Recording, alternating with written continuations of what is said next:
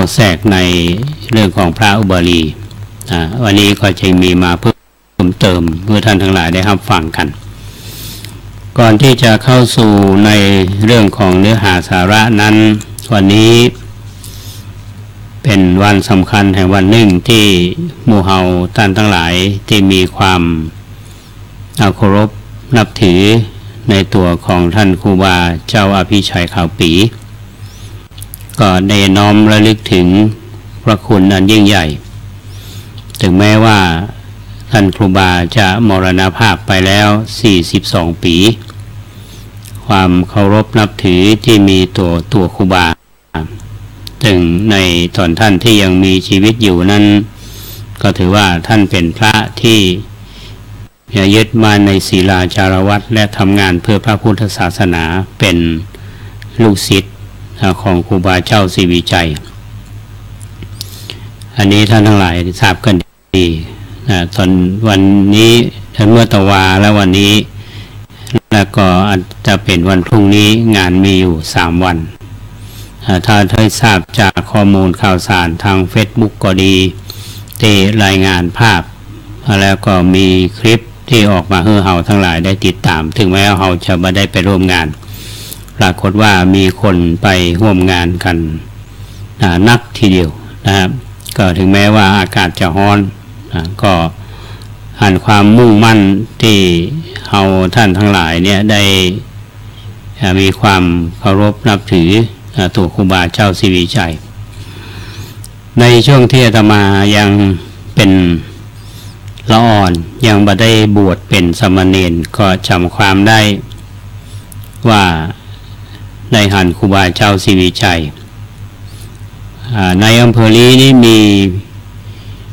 มีสิ่งที่หมู่เฮาจำได้ก็คือว่าในแนวคิดของท่านครูบาเนี่ยนอกจากท่านจะสร้างถาวรวัตถุในทางพุทธศาสนาแล้วเนี่ยมีจุดเด่นอันหนึ่งก็คือวิธีคิดคือช่วยงานด้านการศึกษาโดยเฉพาะการสร้างโรงเรียนนะครับจำความได้ว่ามีงานทำบุญโรงเรียนบ้านป่างซ่านก็ครูบาเจ้าศรีวิชัยได้เป็นประธานในการสร้างอาคารโรงเรียนแล้วก็มีพิธีทำบุญจำได้เลยว่าโรงเรียนที่ท่านครูบาสร้างเนี่ยจะมีกางงัวนะครับเป็นตัวเปิ่งท่านนั่นยังจำความได้อยู่พอหลังจากนั้นท่านครูบาเจ้าศรีวิชัยก็สร้างผลงานมากมายเท่าที่จำได้ก็คือว่าท่านไปมรณภาพที่จังหวัดสุโขทัยมรณภาพนอกวัดนะครับท่านก็ไม่ได้เข้าวัดเพราะนั้นศพของท่านก็มาตั้งบำเพ็ญกุศลที่วัดผาหนามตลอดระยะเวลา42ปีที่ผ่านมาเนี่ยทุกๆปีก็จะมีการประเพณีการเปลี่ยนผ้าครูบาเจ้าศรีวิชัยเหมือนการเปลี่ยนผ้าของท่านครูบาวงศ์วัดพระพุทธบาทห้วยต้มซึ่งจะมีในประมาณเดือนพฤษภาคมภาพที่หันปรากฏแก่เฮาปัจจุบันนี้บ่งบอกถึงว่าคนที่มีศรัทธาในทางพระพุทธศาสนาโดยเฉพาะตัวบุคคลที่ทำงานเพื่อพุทธศาสนานี้ยังมั่นคงอยู่ยังครูบาถึงแม้ว่าท่านจะมรณภาพมา42ปีก็นำสรีระของท่านมาแห่รอบ3รอบผู้คนก็มีมาทำบุญกันมากมายมีครัวตาลมีโดยเฉพาะพี่น้องปักกะขยอเนี่ยที่มีความเคารพนับถือเป็นอย่างยิ่งนี้มาร่วมงานกันหมู่เฮาที่ไปกันคู่ปีเพราะฉะนั้นมีอันหนึ่งที่อยากจะให้ท่านผู้ฟังได้พิจารณาเรื่องของครูบาอภิชัยขาวปีเนี่ยนะครับจากกรณีที่ท่านครูบาศรีวิชัยเนี่ยท่านได้มาสร้างต่างขึ้นโดยสุเทพแล้วก็สำเร็จแล้วมีเมื่อก่อนเนี่ยท่านครูบาอภิชัยขาวปีเนี่ยท่านก็เป็นพระชื่อว่าพระปีแล้วก็มีเหตุที่จะต้องมานุ่งผ้าขาวเนี่ยห่มผ้าขาว พอคนเฮาก็ห้องผ้าขาวปีเหลือปนุ่งผ้าขาวก็ห้องว่าผ้าขาวชื่อปีก็ห้องว่าครูมาก็เรียกว่าครูบาขาวปีแล้วก็เพราะว่ายกย่องกันว่าครูบาเจ้าอภิชัยขาวปีนะแล้วที่อาตมาจำได้นะจากการที่ครูบาเปิ้นถูกศึกไปแล้วก็มาบวชครูบาศรีวิจัยเปิ้นจะบวชครูบาขาวปีแต่ปรากฏว่ามีผู้ใหญ่ในเชียงใหม่เขานี่หลายท่านที่บอกว่าเป็นศิษย์เอกนะถึงเวลานี้รับปากแน่นอนว่าจะต้องมาเป็นพยานอย่างนี้ครับแต่ในที่สุดนี่ก็บ่มาเขาก็จะมีวาทะหนึ่งอันที่เขาได้ยินกันว่าตราบใด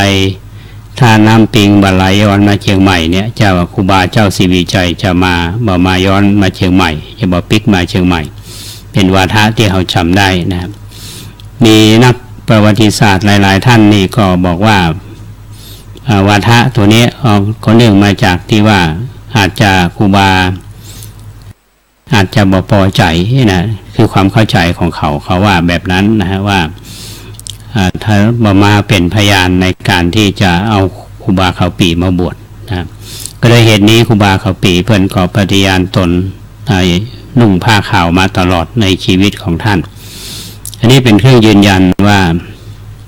ครูบาขาวปีนั้นมีจิตอันมุ่งมั่นถึงแม้ว่าจะถูกจับศึกไปจะนุ่งแต่ผ้าขาวเพิ่นนับถือครูบาหลวงก็คือครูบาเจ้าศรีวิชัยการนุ่งห่มนั้นเป็นเครื่องแบบอันหนึ่งนะจะห่มเหลืองห่มสีคลักห่มสีขาวถ้าหัวใจเนี่ยเป็นสีขาวใจบริสุทธิ์นี่ก็อยู่ในพระบวรพุทธศาสนาเป็นเครื่องยืนยันได้อย่างท่านครูบาเจ้าศรีวิชัยเนี่ยถึงแม้ว่าจะเป็นผ้าขาวไม่ได้นุ่งห่มเหลืองแต่ว่าคนห่มเหลืองหรือคนที่นุ่งผ้าก็เขาก็ยังมีความเคารพนับถือท่านอันนี้ก็ต้องขอชื่นชมแล้วก็อนุโมทนากับท่านที่มีโอกาสได้ไปร่วมงานในการเปลี่ยนผ้าครูบาพี่ชัยขาวปีที่วัดพระพุทธบาทผ่านน้ำอำเภอลีจังหวัดลำพูนที่ผ่านมาในวันนี้อันนี้ก็เป็นเรื่องที่อยากจะนำมาเล่าสู่ท่านทั้งหลายได้ฟังกันอันนี้ก็เป็นการจั่วหัวมากกว่านะครับทีนี้อาตมาได้อู้ค้างไว้ตะกี้เนี่ยเมื่อตะวานี้อาตมาบอกว่าการบวชในทางพระพุทธศาสนาเนี่ยโดยสรุปย่อๆเนี่ยมันมีอยู่3ประการคงจำได้เมื่อตะวาที่บอกว่า1บวชได้ภิกขุปสัมปทา2เนี่ยบวชด้วยติสรณูปสัมปทาคือบวชด้วยถึงสรณะทั้ง3นะแล้วก็ยติจตุตกรรมยติจตุตกรรมเนี่ยเป็นการอุปสมบทด้วยมอบคือกับสงฆ์เป็นใหญ่นะครับทีนี้ถ้าหากว่ามันมีบางแห่งเนี่ยเพื่อนก็ยังย่อยท่านผู้ฟังว่าวิธีอุปสมบทเนี่ยมีอยู่8อย่างเรามาฟังว่าวิธีอุปสมบทนี่กล่าวโดยประเภทตามที่ได้ปรากฏในตำนานถึงหมดอย่างพิสดารโดยเฉพาะบุคคลเนี่ยมีอยู่8อย่างด้วยกันอันที่1ก็คือเอหิภิกขุอุปสัมปทาอุปสมบทได้คำว่าเอหิภิกขุที่พระศาสดาทรงประทานเองท่านทั้งหลายคงจำได้ประทานให้กับพระอัญญาโกณฑัญญะซึ่งเป็นองค์แรกที่ได้บวชในทางพระพุทธศาสนาข้อที่2คือติสรณูปสัมปทาอุปสมบทโดยถึงสรณะทั้ง3อนุญาตให้พระสาวกเป็นพระอุปัชฌาย์ในที่นี้โดยหลักฐานแล้วบอกว่าใครเป็นอุปัชฌาย์และอุปสมบทใครเป็นองค์แรกบ่ปรากฏอันนี้ก็ยังพยายามค้นอยู่นะครับอันที่3ก็คือโอวาทปฏิฆานูปสัมปทานี่บทสมบทด้วยรับคำสั่งสอนพระศาสดาทรงประทานเองโดยเฉพาะอันนี้ประทานแก่ พระมหากัสสปะองค์เดียวเท่านั้นหรือพระมหากัสสปะองค์ที่เป็นประธานในการทำสังฆายนาข้อที่ 4 คือปัญหาพยากรณูสัมปทาอุปสมบทด้วยการแก้ปัญหาพระองค์ทรงประทานเองโดยเฉพาะอันนี้ประทานแก่โสภากสามเณรเพียงองค์เดียวเท่านั้นอันที่ 5 ก็คืออัฏฐครุธรรมะปฏิฆานุปสัมปทาอุปสมบทด้วยการรับครุธรรม8ประการพระองค์ทรงประทานให้แก่นางมหาประชาโคตมีซึ่งเป็นพระนานางในการอุปสมบทเป็นภิกษุณีอันที่ 6 ก็คือทูเตนะปสัมปทาอุปสมบทด้วยการทรงทูตไปลงทรงประทานเองคือกับนางอัฏฐกาสีคณิกาคนเดียวเท่านั้นนะอันที่ 7 ก็คืออัฏฐาวาจิกะอุปสัมปทาอุปสมบทด้วยกรรมวาจาจารย์8ของนางภิกษุณีที่บวชแล้วในสงฆ์สองฝ่ายก็คือบวชด้วยยติจตุตกรรมวาจา2 หนก็จึงเป็นกรรมวาจา8ข้อที่ 8 คือยติจตุตกรรมอุปสมบทอุปสมบทด้วยยติจตุตกรรมวาจาพระองค์ทรงอนุญาตให้พระสารีบุตรเป็นพระอุปัชฌาย์พระอุบาลีเป็นกรรมวาจาจารย์พระอานนท์เป็นอนุสาวนาจารย์อุปสมบทแก่ลาทะภิกษุเป็นเตื้อแรก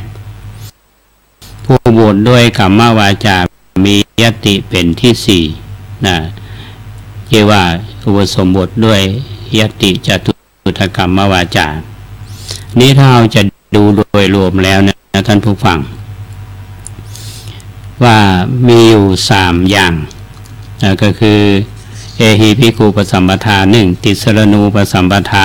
1ยติจตุกรรมวาจา1นะเมื่อจะสรุปการอุปสมบทเนี่ยตั้ง8 มดทั้งหมดเนี่ยก็จะรวมอยู่ใน3 ข้อเนี่ยนะครับก็ไว้ง่ายก็ว่าอุปสมบทเนี่ยมีอยู่3 อย่างอันนี้ก็เพิ่มเติมจากเมื่อตะวานี้ก็อาตมาก็เล่ามาถึงตรงนี้นะอันนี้เรื่องของการอุปสมบทเพิ่มเติมในช่วงที่2นี้ก็คงจะได้นำเรื่องราวของท่านพระอุบาลีนะท่านพระอุบาลีนี่เป็นนายภูษามาลาแต่ก็เข้ามาบวชในทางพระพุทธศาสนาคือตามเจ้าชายของสักยะแล้วก็ได้รับการพิจารณาให้อุปสมบทก่อนโดยเพื่อการลดขัตติยมานะหรือว่าลดเรื่องของวรรณะว่าเจ้าชายเนี่ยเป็นวรรณะที่สูงเป็นวรรณะกษัตริย์ถ้าจะว่าไปอุบาลีเนี่ยก็เป็นคนรับใช้เป็นนายภูษามาลาถ้าบวชก่อนเนี่ยก็จะเคารพกันตามพระธรรมวินัยนี่ก็ท่านอุบาลีก็ได้เข้าได้อุปสมบทก่อนเจ้าชายอานนท์ก่อนเจ้าชายอนุรุทธะเจ้าชายพระคุกิมพีระแล้วก็ท่านเทวทัตอันนี้ก็เป็นเหตุผลนะครับอาตมาก็ได้เล่ามาถึงตรงนี้ว่าท่านพระอุบาลีเนี่ยได้รับการอุปสมบทตอนแรกเนี่ยท่านก็มีความมุ่งมั่นที่จะได้มุ่งแต่การปฏิบัติคือปฏิบัติวิปัสสนากรรมฐานแต่องค์สมเด็จพระบรมศาสดาท่านทรงพิจารณาว่าท่านอุบาลีเนี่ยจะเป็นบุคคลสำคัญที่จะมีบทบาทในด้านของมีส่วนร่วมในการสังฆายนาก็จึงทัดทานไว้บ่ฮือไปวิปัสสนาปีกวิเวกแต่เพียงผู้เดียวก็เฮศึกษาคันธาธุระตัวทั้ง2 อย่างแล้วก็เป็นฐานให้กับพระอุบาลีเนี่ยมีความรู้มีความเชี่ยวชาญในด้านของวินัยเป็นผู้ทรงวินัยได้รับการยกย่องจากองค์สมเด็จพระสัมมาสัมพุทธเจ้าดังที่ได้กล่าวมาเมื่อตะวานี้ในวันนี้เพื่อความชัดเจนว่าเป็นจะใด องค์สมเด็จพระสัมมาสัมพุทธเจ้าถึงยกย่องพระอุบาลีเนี่ยเป็นผู้ทรงวินัยท่านมีความโดดเด่นและมีความเชี่ยวชาญและก็เป็นที่ยอมรับในวงการสงฆ์และเป็นที่ยอมรับไว้วางพระทัยของพระผู้มีพระภาคเจ้าของเราได้ประการใดนะฮะก็อยากจะนำอุปาลิสูตรมาเล่าประกอบให้ท่านทั้งหลายได้ฟังและเราจะได้ทราบว่าการที่องค์สมเด็จพระสัมมาสัมพุทธเจ้าเนี่ยท่านได้คือท่านพระอุบาลีเป็นผู้ทรงพระวินัยและก็มีบทบาทสำคัญเนี่ยและพระวินัยนี้สำคัญจะใดกับในวงการของพุทธศาสนาเราการบัญญัติในด้านของสิกขาบทต่างๆเนี่ยมีที่มาแล้วก็จะส่งผลจะได้นี่ก็จะนำมาเล่าสู่ท่านทั้งหลายได้ฟังกันในเรื่องนี้มีอยู่ครั้งหนึ่งท่านอุบาลีเนี่ยได้เข้าไฟเฝ้าพระผู้มีพระภาคเจ้าถึงที่ประทับถวายบังคมแล้วก็นั่งหน้าที่ส่วนข้างหนึ่งแล้วก็ได้ทูลถามว่าข้าแด่พระองค์ผู้เจริญพระตถาคตทรงอาศัยอำนาจประโยชน์อย่างไรหนอแลจึงทรงบัญญัติสิกขาบททรงแสดงปาติโมกข์แก่สาวกทั้งหลายพระผู้มีพระภาคเจ้าก็ตรัสตอบว่าดูก่อนอุบาลีตถาคตเนี่ยอาศัยอำนาจประโยชน์10ประการแลจึงบัญญัติสิกขาบทแสดงปาติโมกข์แก่สาวกทั้งหลาย10ประการเป็นไฉนคือ 1. เพื่อความตั้งอยู่ด้วยดีแห่งสงฆ์ประการที่ 2. เพื่อความอยู่สำราญแห่งสงฆ์ประการที่ 3. เพื่อข่มบุคคลผู้แก้ยากประการที่ 4. เพื่ออยู่สำราญแห่งภิกษุทั้งหลายผู้มีศีลอันเป็นที่ฮักประการที่ 5. เพื่อป้องกันอาสวะทั้งหลายอันเป็นไปในปัจจุบันประการที่ 6. เพื่อกำจัดอาสวะทั้งหลายอันเป็นไปในสัมปรายภพประการที่ 7. เพื่อความเลื่อมใสแห่งบุคคลทั้งหลายผู้ยังบ่เลื่อมใสประการที่ 8. เพื่อความเจริญยิ่งแห่งความเลื่อมใสของบุคคลทั้งหลายผู้เลื่อมใสแล้วประการที่ 9. เพื่อความตั้งมั่นแห่งพระสัทธรรมประการที่ 10. เพื่ออนุเคราะห์วินัยดูก่อนอุบาลีตถาคตอาศัยอำนาจประโยชน์10ประการนี้แลจึงบัญญัติสิกขาบทแสดงปาติโมกข์แก่สาวกทั้งหลายอันนี้เป็นความโดยย่อในอุปาลิสูตรท่านทั้งหลายฟังแล้วก็จะได้เห็นชัดเจนว่าการที่พระผู้มีพระภาคเจ้าเนี่ยได้บัญญัติสิกขาบทเนี่ยเพื่ออย่างเพื่อความตั้งอยู่ด้วยดีแห่งสงฆ์ก็คือถ้าสงฆ์เฮาเนี่ยปฏิบัติตามกรอบของพระธรรมวินัยแล้วการอยู่ก็จะมีความสำราญแล้วก็เป็นการป้องกันบุคคลที่ก็เรียกว่านอกกรอบของพระวินัยคือคนที่มีศีลถ้าอยู่ในกรอบธรรมวินัยก็อยู่ด้วยความก็เรียกว่ามีด้วยความสุขและยังเป็นการป้องกันอาสวะกิเลสทั้งหลายตัวและที่สำคัญนั่นก็คือคนที่มีความเลื่อมใสแล้วก็ยิ่งมีความเลื่อมใสมากยิ่งขึ้นแล้วมีความเจริญแล้วก็ยิ่งมีความเจริญมากยิ่งขึ้นนั่นหมายถึงว่าการตั้งอยู่แห่งพระสัทธรรมก็ยิ่งจะมีตราบนานเท่านาน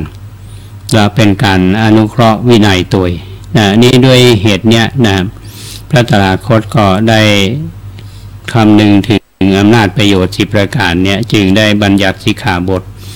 คือกับบรรดาพระภิกษุสงฆ์ทั้งหลายท่านทั้งหลายจะเห็นได้ว่าการที่เราเคารพตามหลักของพระธรรมวินัยก็ดีในการอยู่ร่วมกันการปฏิบัติตามกรอบของพระธรรมวินัยก็ดีอันนี้ก็จะทำให้ความตั้งมั่นของพระพุทธศาสนาและคนที่อยู่ในพระพุทธศาสนา ก็จะมีอยู่รอดปลอดภัย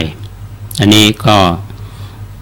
เป็นประเด็นที่อยากจะสรุปเพื่อท่านทั้งหลายได้ฟังกันนะในอุบาลีสูตรนะที่นี้การที่องค์สมเด็จพระสัมมาสัมพุทธเจ้าพระศาสดาเนี่ยได้คือท่านพระอุบาลีเนี่ยเขียนพระวินัยปิฎกทั้งสิ้นด้วยพระองค์เองต่อมาเนี่ยพระอุบาลีก็เป็นผู้มีความเชี่ยวชาญและสามารถที่จะวินิจฉัยเรื่องราวที่เกิดขึ้นนะในหลายๆเรื่องอาตมาก็อยากจะยกเรื่องของท่านกุมารกัสสปะมาเล่าประกอบเพื่อท่านทั้งหลายได้พิจารณาว่าโดยอาศัยเหตุผลที่ทำให้คนที่เข้ามาบวชเนี่ยนะแล้วก็ได้รับความเป็นธรรมนะในกรณีของท่านพระกุมารกัสสปะนี้ก็มีเรื่องเล่าว่าธิดาของเศรษฐีในกรุงราชคฤห์มีความเลื่อมใสในการบวชแล้วก็มีความศรัทธามาตั้งแต่อายุอย่างน้อยก็อ้อนวอนขอแม่ก็บ่ยอมนะใจเวลาผ่านมาเมื่อเจริญวัยขึ้นพอมีอายุควรแก่การมีเย้าเรือนแต่งงานเพื่อนก็ได้แต่งงานกันนะมีคู่เป็นสามีภรรยาต่อมาเนี่ยนางก็ตั้งครรภ์ขึ้นแต่ตัวของนางเองนี่บ่ทราบว่าตัวเองเนี่ยมีต้องแต่ว่ามีวัตถุประสงค์ที่จะบวชในที่สุดนั้นก็ได้รับกรรมยินยอมทั้งจากสามีแล้วก็จากพ่อจากแม่แล้วก็บวชในสำนักของภิกษุณีการปรากฏว่าได้ไปบวชในสำนักของนางภิกษุณีที่เป็นฝ่ายของพระเทวทัตต่อมานางภิกษุณีก็ทราบว่านางมีครรภ์ก็นำเอาความนี้ไปบอกท่านเทวทัตท่านเทวทัตก็เกิดเพียงเท่านี้ก็เมื่ออยู่ในสำนักของตัวเองเนี่ยก็ทำให้เสียชื่อเสียงเกิดขึ้นก็พยายามที่จะเอานางเนี่ยสึกเนี่ยพอนางภิกษุณีได้ฟังแล้วก็นำความเนี่ยไปเฝ้าพระบรมศาสดาพระองค์ท่านทรงทราบเรื่องแล้วว่านางเนี่ยมีครรภ์มาตั้งแต่อย่างเป็นคฤหัสถ์แต่เพื่อที่จะเปลื้องนางเนี่ยคือปนจากคำนินทาของคนอื่นก็รับสั่งคือไปเชิญพระเจ้าประเสนาธิโกศลท่านอนาถปิณฑิกาเศรษฐีท่านจุลอนาถปิณฑิกะพนางวิสาขาบสิกาและตระกูลใหญ่ๆทั้งหลายเนี่ยมาแล้วก็โปรดให้ท่านอุบาลีเนี่ยมาชำระกรรมของภิกษุณีสาวเนี่ยให้หมดสิ้นไปในท่ามกลางของบริษัท4พระอุบาลีนี่ก็เจอนางวิสาขามาเป็นกรรมการสอบสวนเดือนที่ก่อนนี้นางวิสาขาก็คือคนล้อมม่านตรวจดูมือดูเท้าดูสะดือและในที่สุดแห่งต้องของนางภิกษุณีนั้นภายในม่านแล้วก็นับเดือนนับวันพอกึ่งทราบว่านางเนี่ยมีครรภ์มาตั้งแต่คฤหัสถ์ก็บอกความเพื่อแก่พระอุบาลีดังนั้นพระอุบาลีก็นำความบริสุทธิ์ของนางเนี่ยที่ปรากฏขึ้นในท่ามกลางของบริษัทแล้วพระศาสดาสดับเรื่องนั้นก็ประทานสาธุการว่าท่านอุบาลีเนี่ยวินิจฉัยอธิกรณ์ถูกต้องดีแล้วในการต่อมาเนี่ยนางก็ได้คลอดลูกออกมาพระเจ้าประเสนาธิโกศลก็ทรงรับเป็นพระราชบุตรบุญธรรมก็ตั้งชื่อละอ่อนคนนั้นว่าท่านกุมารกัสสปะจึงพระผู้มีพระภาคก็ได้สถาปนาท่านในตำแหน่งเอตทัคคะเป็นยอดแก่ภิกษุผู้กล่าวธรรมได้วิจิตรและนางภิกษุณีนั้นต่อมาก็ได้ปฏิบัติธรรมจนบรรลุเป็นพระอรหันต์ในอัฏฐกถาเพิ่นก็ได้กล่าวว่าในครั้งนั้นพระผู้มีพระภาคก็สดับเรื่องที่ท่านพระอุบาลีวินิจฉัยแล้วต่อตรัสว่าดูก่อนภิกษุทั้งหลาย อุบาลีกล่าวไว้โดยชอบแล้วอุบาลีกล่าวแก้ปัญหานี้ดุจทำรอยเท้าไว้ในที่บ่มีรอยเท้าดุจแสดงรอยเท้าไว้ในอากาศฉะนั้นเรื่องนี้ก็หันความชัดเจนว่าเมื่อเกิดปัญหาขึ้นแล้วเนี่ยก็ต้องแก้ปัญหาก็เน้นความมีส่วนร่วมโดยให้ทางฝ่ายบ้านเมืองบุคคลที่มีความเคารพนับถือและบรรดาพระภิกษุสงฆ์โดยมีท่านพระอุบาลีเนี่ยเป็นผู้รับความจากคณะกรรมการแล้วมาแจ้งให้กับบรรดาพระภิกษุสงฆ์แล้วองค์สมเด็จพระสัมมาสัมพุทธเจ้าเนี่ยท่านก็ได้ชื่นชมแก่การทำงานของท่านพระอุบาลีในครั้งนี้ตรงนี้อาตมามองว่าเป็นการแก้ปัญหาที่ถูกต้องถ้ามองว่าในกรณีที่เกิดขึ้นเนี่ยนางภิกษุณีที่อยู่ในฝ่ายของพระเทวทัตพระเทวทัตนี่ก็เป็นฝ่ายคู่กว่าตรงกันข้ามกับพระพุทธเจ้าอยู่ละถ้าเกิดขึ้นลักษณะนี้ก็จะต้องแก้ปัญหาด้วยการฮึดซึกการที่จะเอาไผ่ซึกเนี่ยจะต้องได้รับความเป็นธรรมทั้งสองฝ่ายเพื่อให้เกิดความเป็นธรรมเนี่ยองค์สมเด็จพระสัมมาสัมพุทธเจ้าท่านก็ได้เชิญผู้ใหญ่แม้แต่พระเจ้าเปเสนทิโกศลท่านอนาถปิณฑิกเศรษฐีท่านนางวิสาขาบุคคลที่เป็นที่ยอมรับของในสังคมในสมัยนั้นมาเป็นคณะกรรมการแล้วก็ท่านพระอุบาลีเนี่ยก็เป็นกรรมการท่านหนึ่งเมื่อสรุปผลของคณะกรรมการแล้วชี้ชัดว่านางบ่ผิดแล้วก็ลูกนั้นพอเกิดมาแล้วพระเจ้าเปเสนทิโกศลเนี่ยก็เอาไปเป็นพระราชบุตรบุญธรรมที่เอาหู้จักในนามว่าท่านกุมารกัสสปะแต่นางภิกษุณีก็ได้เป็นพระอรหันต์ท่านกุมารกัสสปะก็ได้รับการยกย่องจากองค์สมเด็จพระสัมมาสัมพุทธเจ้าอันนี้คือการให้ความเป็นธรรมบัวไม่ช้ำน้ำไม่ขุ่นเพราะยึดหลักของความถูกต้องอันนี้คือบทบาทของท่านอุบาลีที่นำมาเล่าให้ท่านทั้งหลายได้ฟังในคำวันนี้นะว่าที่ทรงพระวินัยจริงๆแล้วมีหลายเรื่องที่ควรจะนำมาเล่าสู่ท่านทั้งหลายได้ฟังกันอันนี้ก็เอายกตัวอย่างที่ท่านได้ทำงานที่ชัดเจนเนี่ยแน่มาให้ท่านทั้งหลายได้ฟังกันในกรณีที่สอบนางภิกษุณีแล้วก็มีความชัดเจนแล้วก็เป็นที่ชื่นชม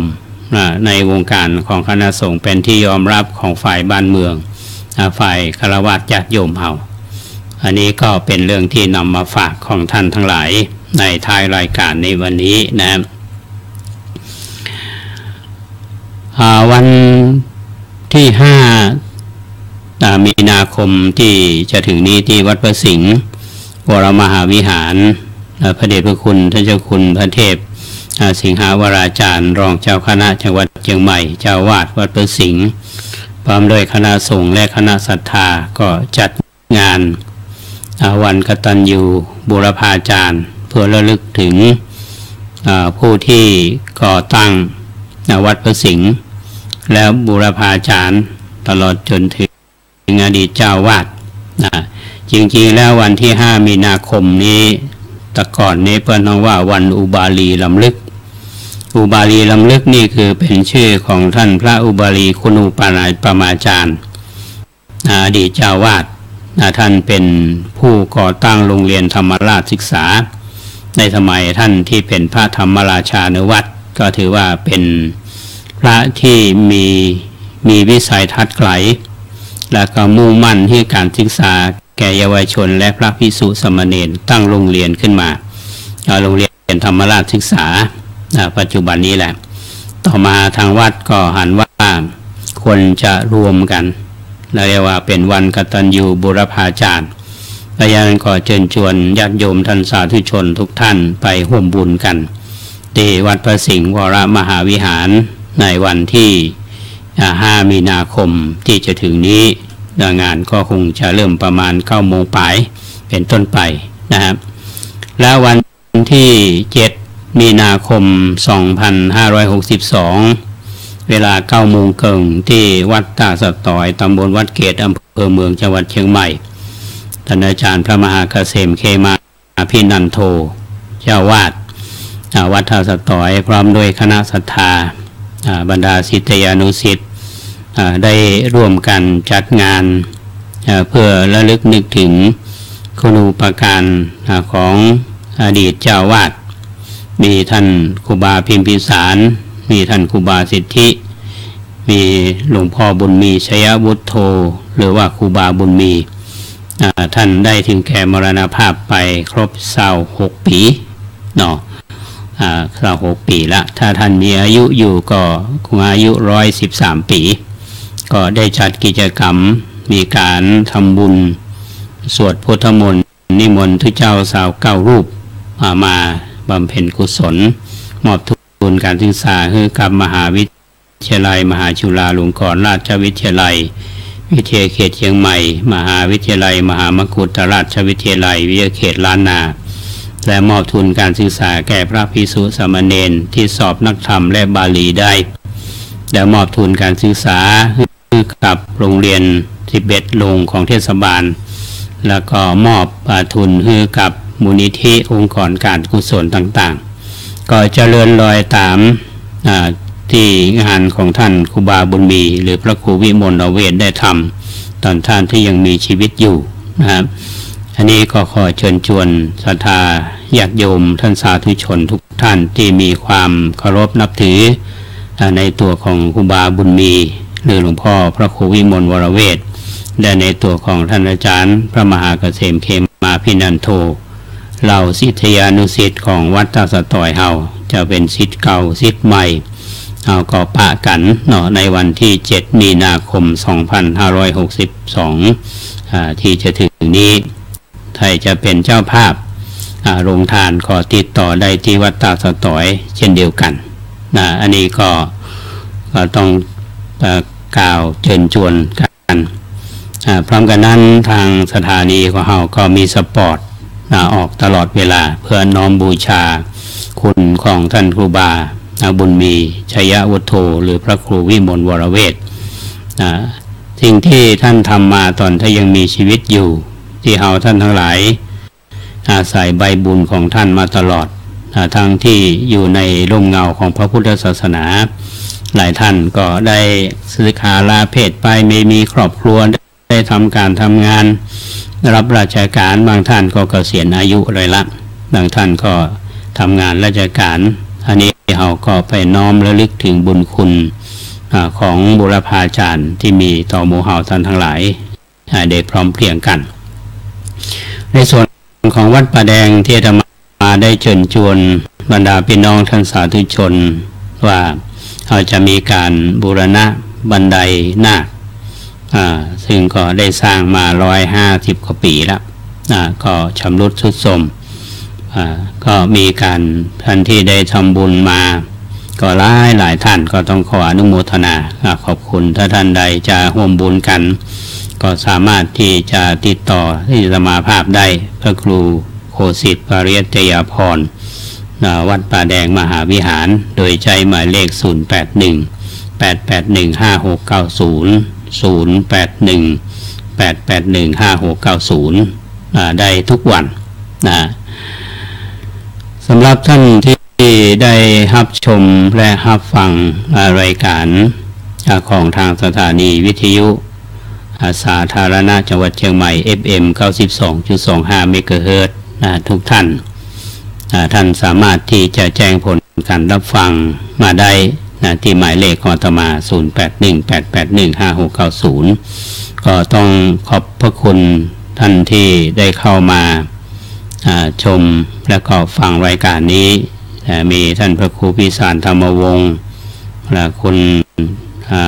กุลวิทย์วันตาและท่านประหลัดสุชาติสุวัฒโกจากวัดห้วยบงศูนย์ปากกยก็วัดห้วยบงเขาก็มีความคืบหน้าไปและคุณเอกนรินทร์วงขันนี่จากกรุงเทพและจากท่านณรงค์วิบุลสันติท่านก็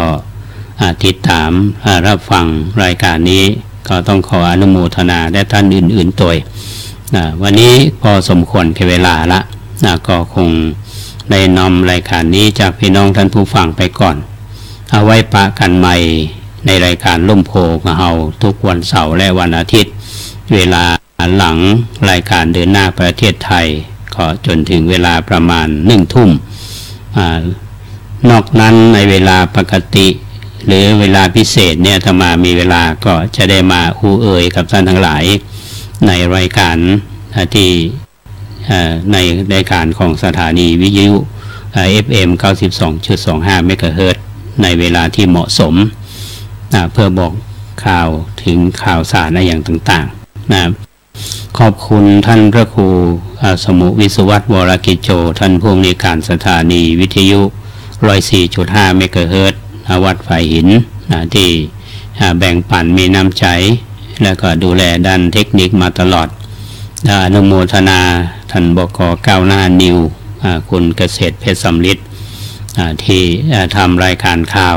แล้วก็จัดรายการให้พี่น้องท่านผู้ฟังได้ฟังตลอดมาด้วยดีอนุโมทนาบุญกับพี่น้องท่านผู้ฟังทุกท่านที่รับฟังรายการนี้มาตลอดขอความสุขสวัสดีจงบังเกิดมีแก่ท่านผู้ฟังทุกท่านขอเจริญพร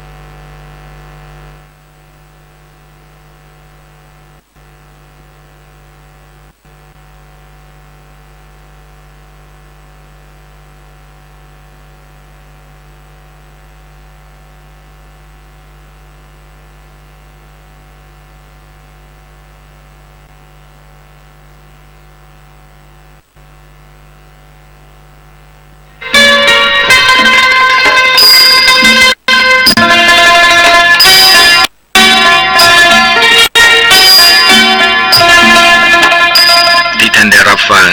จบลงไปแล้วนั้นเป็นรายการร่มโพบรรยายโดยพระครูโคสิทธิ์ปริยัตยาภรณ์เจ้าคณะตำบลสุเทพเขต 1เจ้าอาวาสวัดป่าแดงมหาวิหารอำเภอเมืองจังหวัดเชียงใหม่ท่านจะติดตามรับฟังรายการนี้ได้เป็นประจำในเวลานี้ขอเชิญชวนผู้มีจิตศรัทธาร่วมกองทุนพระเจ้าติโลกราชโดยติดต่อได้ที่วัดป่าแดงมหาวิหารโทรศัพท์053-328-370หรือ081-881-5690การส่งเสริมการศึกษาเหมือนติดอาวุธทางปัญญาให้กับเด็กและเยาวชน